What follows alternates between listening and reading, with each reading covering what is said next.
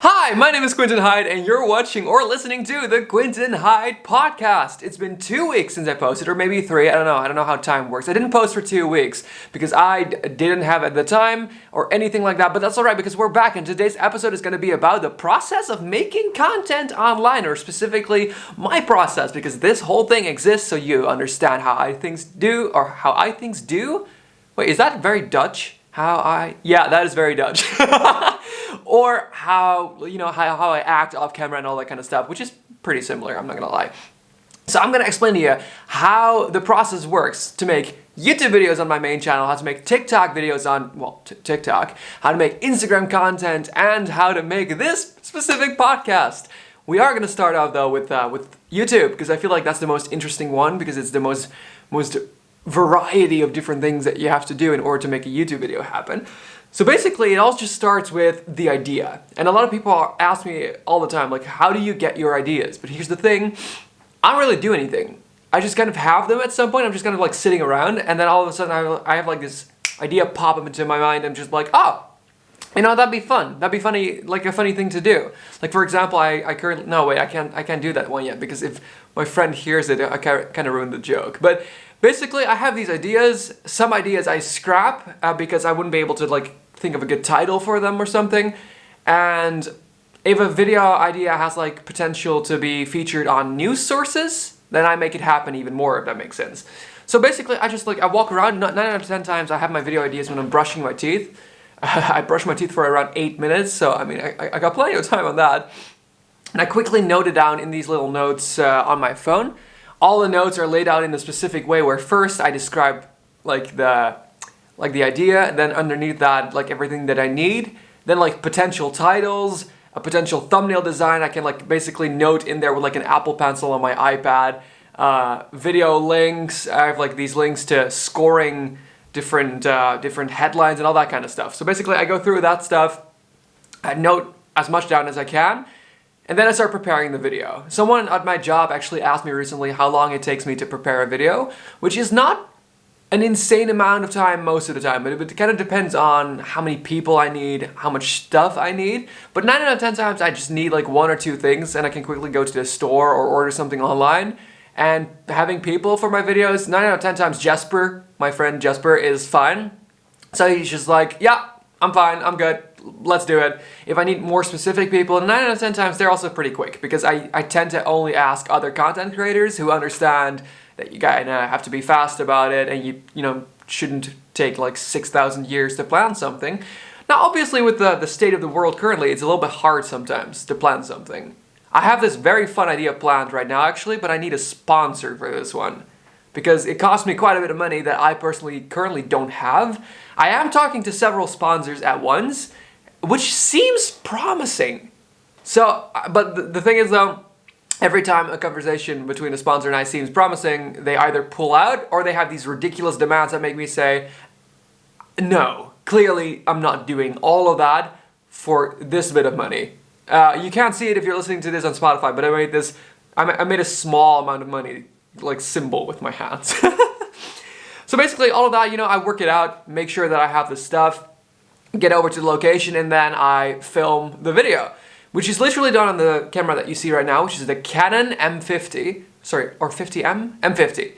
I used to always use the Canon 70D, which looks nicer, has like a nicer processing, the sound sounds a little bit better even with the same microphone attached to it, because it has like a better audio chip. Thing is though, it's broken to the extent that it can sometimes stop recording, and then it destroys everything it has already like recorded. So I can't stress enough how scary that would be to film on that. Like, it could literally mean that if I've been recording for 20 minutes, on the 20th minute I just decided that the whole 20 minutes just needs to be gone. So I'm not using that one anymore, even though it sounds better. So I'm using this one. It's still great, but I'm sad that I can't use the other one for videos anymore, because it genuinely does look and sound better. So I filmed the whole thing. Generally I like to do handheld things, which if you've seen my main channel, because I feel like it's more dynamic. I like to do videos with other people. Sometimes I gotta do one alone because there aren't any other people and I haven't posted any videos or something, but I really enjoy doing videos with other people because you have like the whole dynamic going on. Like additionally, marketing wise, it also works better, but I just like it way more. So that's why you probably see Jesper, like most of the time it's Jesper, like in 90% of my main channel videos, which I feel like is fun. Then after it's being filmed, normally I would have to edit this video myself, which if you've seen any podcast or live stream that I made, I hate. I've been doing it for 10 years. If I may say so, I'm really good at editing. I'm super good at the tools. I'm super good at like making things up. I just strongly dislike it. Because I've been doing it for so long that it got so boring. So I don't like doing it anymore. So my friend Jesper actually agreed to edit my videos for like the last 2 or 3 videos already. When it comes to the main channel videos, like these kind of things, like the podcast, they virtually have no editing. I do that stuff myself. TikToks, I edit myself, all of that. But he does the main channel videos, which is cool because what I do now is I upload the footage in like a specific like folder structure where it's like footage, thumbnail pictures, graphics, a project, and renders. I make those folders in a Dropbox. We have like this Dropbox thing that was expensive, may I add. It's like 2 terabytes. And he has the login for that, and he takes the footage on his computer. And usually, within an hour or 5 to 8, depending on how long the video is, he has the whole thing edited. And because he likes editing, he enjoys it. So people have been liking his editing more than mine, because what I would just do is just chop, video, done. And he literally he takes the time. He takes the time of like making it pretty, having like fun little pop-ups, fun little Easter eggs throughout the video, which I just couldn't be asked to do anymore because every time I was like, oh, am I gonna take another hour or 2 to do that? Probably not. And he's just like, yes, this is fun. And also Quinten pays me per hour. So it's fun and his videos look better and I'm so happy I don't have to do it anymore. So I mean, if you've seen my main channel videos where Jesper and I have joked about me not paying him, like that's been a joke for like a year now or something, maybe even longer, where it's like, I'm not paying you for this, and he just goes, you're not paying me at all, and everyone just kind of like, it became like an inside joke that I don't pay Jesper. You might be happy to know that I now actually pay the man. He gets paid. Isn't that wonderful? So I just love it because after I'm done filming, I just yeet all that stuff over to him. And then like a day or like 2, because he has like a lot of things to do, so he can't do it at once. Later, he's just like, hey, let's hop on a call. We can like look through the video, and then we look through. And 9 out of 10 times it's like pretty much perfect, but I could just go like, can you just change that a tiny little bit? And that intro needs to be a little bit like this and this, and he'll be like, oh yeah, that makes sense. And then that's fixed. The only thing, like you can clearly notice sometimes that slips, that like can show that he's editing it and not me, is that names, like for example in my recent video where I created this, or like I already had this fake character called Mike Dabberton, the name when it gets displayed is in lowercase, because Jesper always writes everything in lowercase for some reason, and I absolutely despise lowercase. So I'm always like, no, it's a name. It needs to be capitalized. But we forgot this one. So if you look back at it, you can see that Mike and Dabberton are both not capitalized, which I think is a funny little throw at Jesper being the one who edits the videos now. Additionally, he did come up with the idea, this is not part of the process just yet, but he came up with the idea of maybe putting the takeouts, stuff that he doesn't put in like a separate sequence, so I can render that and maybe create like a blooper reel for either Instagram or the second channel, which hasn't been used in 9,000 years. So I would love to know what you think about that. I think it would be funny if there's enough takeouts, or like maybe even takeouts of like multiple videos. Could be fun. So after it's been edited, what he's doing no. While he's editing it, I'm already heavily working out the titles. Like I have at least like 5 or 6 different title ideas, and I put them in these like specific tools that make it seem like they basically scan how well the titles are. I also have this tool that counts how many characters there are, because all my titles are under 50 characters, because if it's too long, when you're on a mobile device, for example, it cuts off, and I don't want it to cut off. So I make like all of these different types of titles. I put them in like these analyzers. I grade them because of what the analyzers say, and then I pick my favorite one, or the one that I feel like would perform best. Then what I start to do is I create a thumbnail. Because I still create the thumbnail images for the main channel videos, and I basically, like, people are often shocked to hear, because what what I believe sets a bigger YouTuber, like a more professional YouTuber, apart from like the hobby ones. The hobby ones don't do crap with their thumbnails. They literally just take a screenshot of the video and just put like a little slap of text on there. Sometimes even the same as the title, which is stupid because like I can see the title already like half a centimeter under that, but okay. And I already have taken my thumbnail pictures after recording the video because I take them as actual pictures in mind during the recording process. Then I edit them and I take around an hour to do so because I sometimes create like different versions or different variants or that kind of stuff. Then what I do, sometimes when I have different versions, I show like my viewers or like some of my most active viewers, I show them and I'm like, which of these would you click most likely? And I also edit them on like screenshots of the YouTube mobile app. And then I put them on my phone just so I can see what it would look like if I were to scroll past them. Would it be clickable enough? If I look at that, I'm like, oh, this particular part is just barely visible because it's so small in comparison to my laptop screen. I make it larger or I remove it altogether if it doesn't make any sense and all that kind of stuff. And then when it's done, I have my thumbnail, I have my title, Jesper pretty much finished up the video. And then it's ready to upload it or like have it scheduled already. And I schedule it into YouTube, and then what I do is I create a few clips for social media. So I create like an Instagram post because my Instagram posts always have like a clip, like a photo related. Pardon me, a photo related to the video, as well as a tiny little clip that's gonna tease the video in like a carousel post, one that you can swipe through.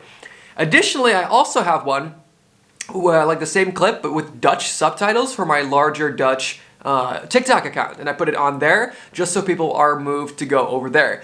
Then like 45 minutes before the video goes live at 7 my time every Wednesday, I go live on that TikTok account just to tease like, hey everyone, 45 minutes from now this is gonna happen, 30 minutes from now, 15 minutes from now, come on guys. And then when it's 7 o'clock, I stop the stream, people head over there, we watch it together as like a premiere. It happens, it gets like a lot of initial views, it works very well. The clip on TikTok is gonna drive traffic for like another week or so. And that's why my videos have been doing rather well in comparison to older videos in, recent times, in like the last month or so. And I'm very happy about the current process. And that is how I create my YouTube videos as of right now. I have ideas for the future. I wanna make them like much larger because I kind of wanna try and see how many times I can make something so remarkable that it makes the news. Like I did with Gala at Home, which is just like a Minecraft charity event that I put up I had a huge team behind it, but that landed me in the news first time. So now when you search Quinten Hyde and you click news, or like on Google, you find an article about me, which is super cool. And I want more of that. I want way more of that because that's what drives traffic. That's what gets your name out there. I want to have that happen more. So I'm trying to like kind of figure that out. I might like want to sit down with my manager a little bit to see that through because he's really good at making the news every time. So I kind of want to see how I can do that, which I feel like is cool. I feel like that could be really cool. So that's YouTube, which is the longest one clearly, as you can hear, because TikTok is relatively easy. Same way coming up with ideas, they basically just pop into my mind, as well as when I'm scrolling like through something and I see a trend, I'm kind of thinking like, how can I make this trend different? I don't want to do the exact same trend. I kind of want to make, like, I like the idea of anti-trends. So everyone does this thing, and then I do that thing, and you feel like I'm going to do the thing, but then bam, I'm not doing the thing at all. I feel like that's true. Like funny as well as stupid trends and basically just making fun of them because they're awful. Because, for example, they really give nothing to the audience, and I'm like, oh, what if I do that thing, but I flip it and I give like a lot to the audience because, that's kind of what you want to do. So I basically do those. People are often shocked to hear how fast I record my TikToks. I don't have any drafts. I record them on the day itself most of the time. And if I don't edit them, if it's like shot in camera, it's like 5 minutes. It's like a 5-minute thing for me to create a TikTok. If I do edit them, I'm pretty fast at that, so it gets like to 15 or 20 minutes, which is like once or twice a day. So TikTok, to me, is really low effort. It really doesn't take a lot of time, but it does, it had a huge payout thus far, which is great, because I have my main channel, or like my main TikTok profile with like almost, it's gonna happen today, like 150,000. And I have my secondary TikTok, which is like at 11,500 now, which is in English, which I want to grow more because I care more about English content, as everyone knows. And That one I put a little bit more effort in with like edited videos and like lighting and stuff because I feel like I need to stick out a little bit more to, you know, get that initial traffic going. But other than that, it's not a lot of things. Like I create the videos, I put them out there, and 9 out of 10 times they kind of do well. And I look at analytics to see what did well, and I might do that another time or another 10 times, depending on how well it keeps doing. But that's like the whole TikTok process. It's not a lot, it's not very exciting, to be fair. What I do very much enjoy though is creating Instagram content. I feel like editing photos is very zen. I like editing photos, exactly, like especially when I do it on my iPad with like the Apple Pencil. That's why the edits on my photos, even though I'm pretty good at Photoshop, they're not that great because I use Photoshop for iPad because I just enjoy it way more because I'll be sitting on the couch, like got a series playing on TV. I'm just over there with my little pencil and iPad just being like, oh, yep. So that's why a lot of things are done with like brush. Like for example, today I'm going to be posting this picture where I look like or like this row of pictures where I look like a demon, and I made my eyes red. Like I gave myself red irises. But I didn't do that like advanced with like clipping tools and all that stuff. I just literally took the red brush and just put down the opacity a little bit, so it made it a little bit transparent. And that was it. That was it, because I can do it way better, but I like it more like this. And people like it because my whole Instagram is comedy. Like, you're not going to go to my Instagram to be like, ah, yes, I want to see awesome Quinten Hyde selfies or, you know, aesthetic photography. No, that's not it. Like, the ideas that I have for Instagram, which I make up randomly as well, they are these ideas that are strange and funny. Like, for example, I once made this, I'm so proud of this one. Oh, I bit my tongue. Oh, I feel like this happens every episode where I bite my tongue at some point. Oh, that hurts a lot. This is a post I'm very proud of, which is like months old. You know the whole discussion where it's like, do you put the milk or the cereal first when you put it in the bowl? So I made this one where you see this picture of me with like a pack of milk. Actually, it was yogurt, but you know, I don't have milk. And cereal and a bowl. And it basically just says, when you make cereal, and then you scroll and you see another picture of me just like looking at them. Do you put the milk or the cereal first? And then you scroll again and you see me like looking shocked into the bowl. And it's just like, well, I don't. And then you scroll through the last picture, which is like a top-down view of the bowl with a tiny edited version of me just laying inside of the bowl, and it says, I put myself first. It's stupid, it's funny, the edit doesn't look great, but people think it's hilarious because it's so dumb. Or like I made one with my friends a few weeks back, or like maybe it's even like months now. I don't even know. I don't have a great sense of time anymore. Where with fake blood, essentially, I made it seem like I was eating a friend of mine. I'm sorry, I glossed over the word eating very fast. I made it seem like I was eating a friend of mine with like fake blood.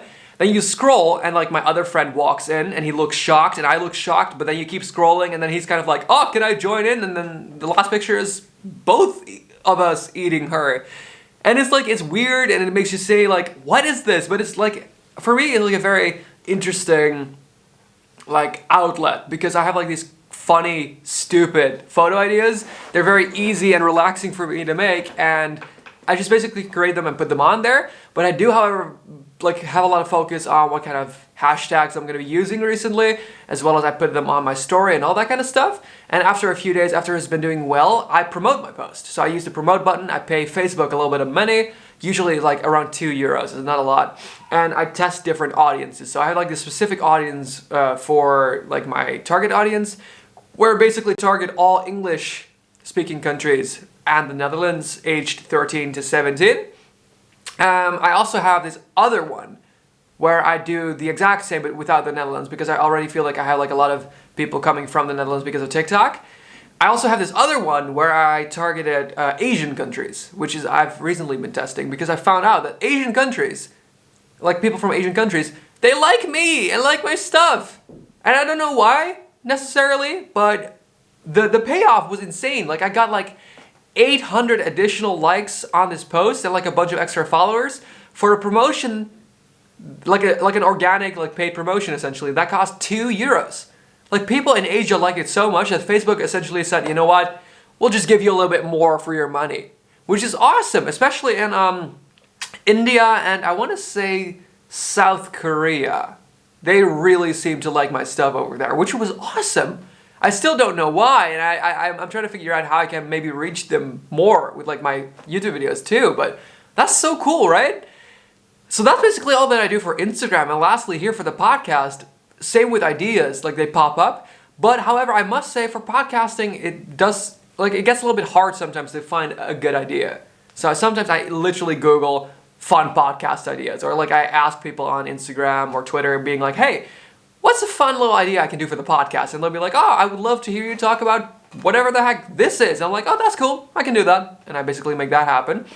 Then what I do is what we're doing right now. I put my camera down, I turn it on, and I just start rambling about it. Usually on my left, I have like this, like a little bit of notes on my either my laptop or my iPad or my phone. I'm not doing that right now because this was just too easy to just, get out of there, because this is not really hard for me since I do this weekly. And I just basically, I ramble. And then I import it into the computer, into my editing software. I take off the first bit and the second bit, which is literally just silence of me, starting the recording and just going, 1, 2, 3. Hello everyone, this is, that's kind of how I go. And then after I end, there's a few seconds of silence as well. I cut those off, rendered that out as a video for the YouTube channel, and rendered that out as an audio file for currently still only Spotify. I want to get it on Apple Podcasts, but they're difficult. And then I go over to my podcast distributing system as well as my my YouTube channel for the podcast. Put them both out there. I don't do anything on a thumbnail yet. Like I've been like, at some point I might change the thumbnails, but for now I just can't be asked, because this for me is very relaxing. It's just like me putting it out there. Then I upload them within like a good 10 minutes. It's on Spotify and YouTube. Then I kind of promo it on Twitter and on Instagram stories, being like, hey guys, it's up on both of them.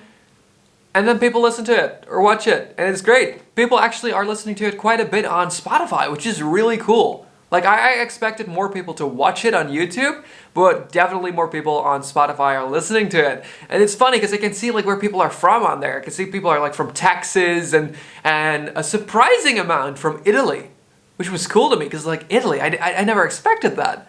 So it's cool. I love it. It's so much fun to me. I put them out there. It's very relaxing. It's just me getting stuff off of my chest, and I think it's fun. So those are pretty much the 4 biggest things that I put effort in to create content. And I now gave you my whole process. If anything was unclear, or you want to add something, or you want to ask something, you can either leave a comment down below in the comments on YouTube, or for sure tweet me at Quinten Hyde. It's the same name as, well, the podcast and my name. So for sure, tweet me at me. Because I would find that a lot of fun. So hey, thank you so much for listening to this episode. The episodes are back every Sunday, and that's a lot of fun, I think. But thank you so much for listening and or watching this podcast episode. I would love to see you next time.